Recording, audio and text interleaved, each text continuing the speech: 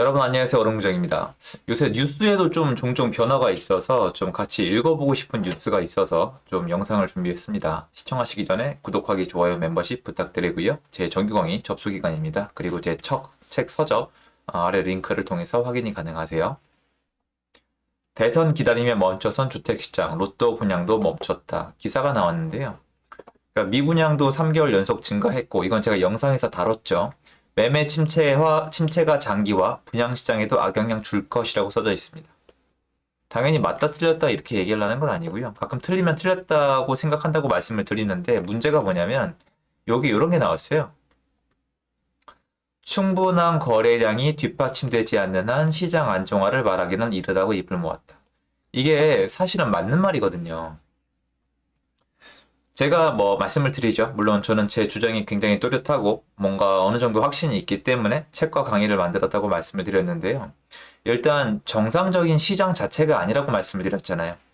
제가 지금 이 정도로 미래를 생각해 보는 게, 미래를 예측해 보는 게 어렵지 않다라고 말씀드리는 이유는 지금 시장이 비정상이기 때문이에요.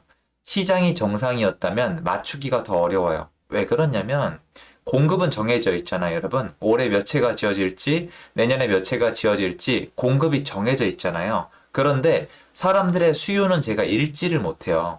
어디에 집을 사고 싶은지, 얼마나 대출을 받고 싶은지, 얼마짜리 집을 사고 싶은지, 전세로 할지, 월세로 할지, 매매로 할지, 지방에 몇 채 더 살지, 서울에 몇 채 살지, 몇 채를 팔지 제가 알 수가 없잖아요. 흐름을 읽을 뿐이에요. 근데 문제가 뭐냐면 지금은 제가 방금 말씀드린 게 뭐가 있죠, 여러분? 경우의 수가 몇 가지예요.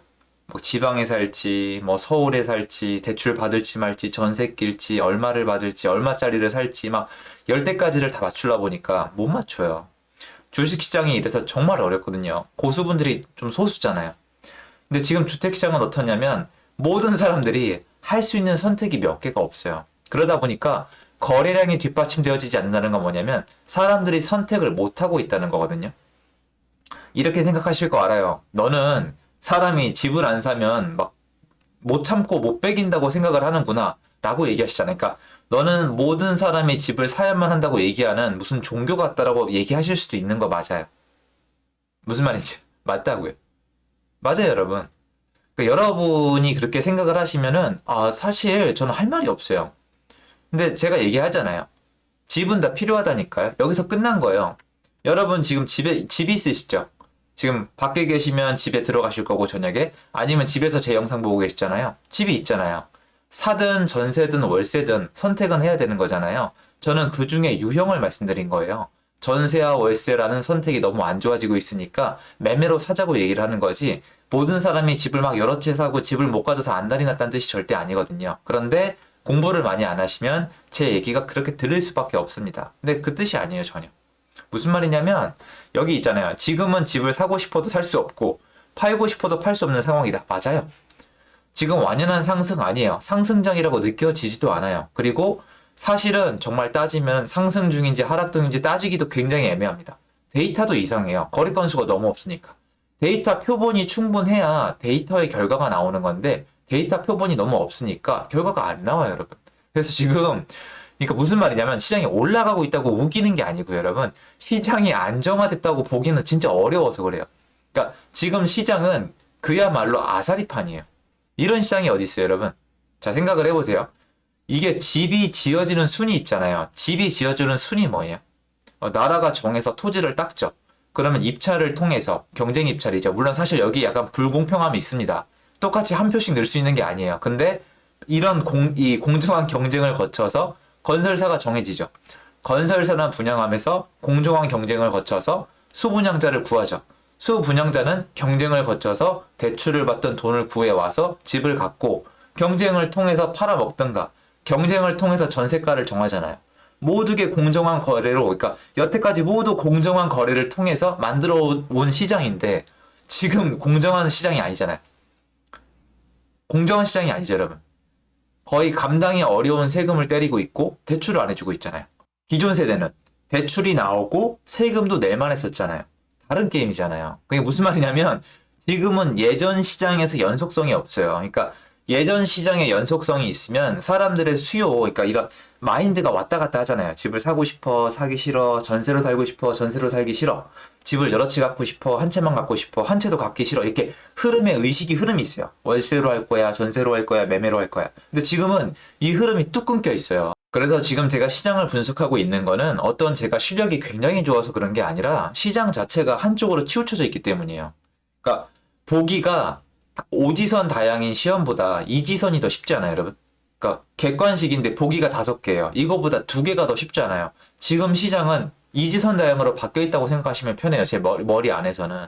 그래서 지금 보면은 이 뭐라고나 할까요? 분양 시장에도 악영향 주죠. 분양 시장에서 이 대출이 워낙 중요하기 때문에 대출을 안 해주면은 모든 게 축소가 되겠죠. 금리 올리면 사람들이 심리적으로 영향을 많이 받겠죠. 근데 문제는 뭐냐면 이 수요 중에 여러분 집을 사야 되는 분들 중에 여러분들이 자꾸 지금 5년 동안 자꾸 그 얘기를 들어서 그래요.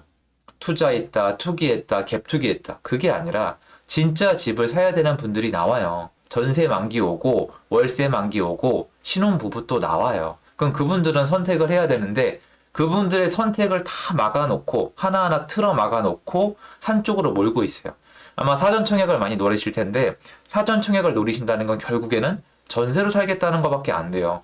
모든 사람은 수요예요. 전세 대출이 안 나온다는 건요. 월세 수요란 뜻이에요. 월세 전세도 싫다는 건 매매 수요란 뜻이에요. 왜냐하면 한국에 밖에 나가시면 텐트 치고 사시는 분들은 거의 없거든요. 극소수잖아요. 그러니까 지금 시장은 한쪽으로 몰려 있다는 거예요.